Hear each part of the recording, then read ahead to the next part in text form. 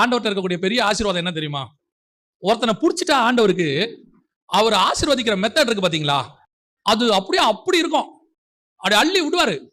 வானத்தின் பலகனியை திறக்கிறாருன்னு இருக்குல்ல, இருதயத்துக்கு ஏற்றவனை கண்டுட்டாரு, கொடுக்கணும்னு முடிவு பண்ணிட்டாருன்னு வச்சுங்களேன், அதெல்லாம் கணக்கே பார்க்க மாட்டார் நம்ம ஆண்டவர். சாலமோன் வந்து ஞானத்தை தான் கேட்டான். அந்த கேள்வி அவருக்கு என்னவாயிருச்சு?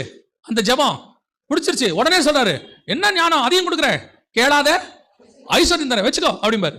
ஆபிரகாம் கிட்ட கேட்பார், ஆபிரகாம், ஆண்டவரே இந்த தேசத்தை எனக்கு எப்போ தருவீங்க, எவ்வளவு தருவீங்க? உடனே ஆண்டவர் சொல்வார், தேசத்தின் நீளம் அகலம் எந்த மட்டுமோ அந்த மாதிரி நட அப்படிம்பார். அவர் எந்திரிச்சு கானானை நடப்பாரு. நடந்து முடிஞ்ச உடனே கர்த்தர் சொல்வாரு, எல்லையை நோட் பண்ணிக்க அப்படிம்பார். சரி ஆண்டவர், என்ன எல்லை? ஐபிராத் நதி முதல் கொண்டு எகிப்தின் நதி வரைக்கும். இவர் எங்க இருக்கிறார் தெரியுமா? இஸ்ரவேல்ல இருக்கிறார், கானானுக்குள்ள. கானான்ல எவ்வளவு நடந்தோ அதான தரணும், அதான மெத்தடு. கொடுக்கும்போது எப்படி கொடுப்பார் தெரியுமா?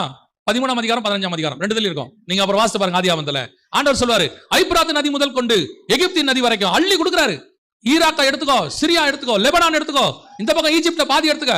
ஆண்டவரே கானான் தானே நடந்த வச்சுக்க. அதான் நம்ம ஆண்டவர். ஆசீர்வதிக்க ஆரம்பிச்சார்னா இடம் கொண்டு போகாத மட்டுக்கு அமுக்கி குலுக்கி சரிந்து விழும்படி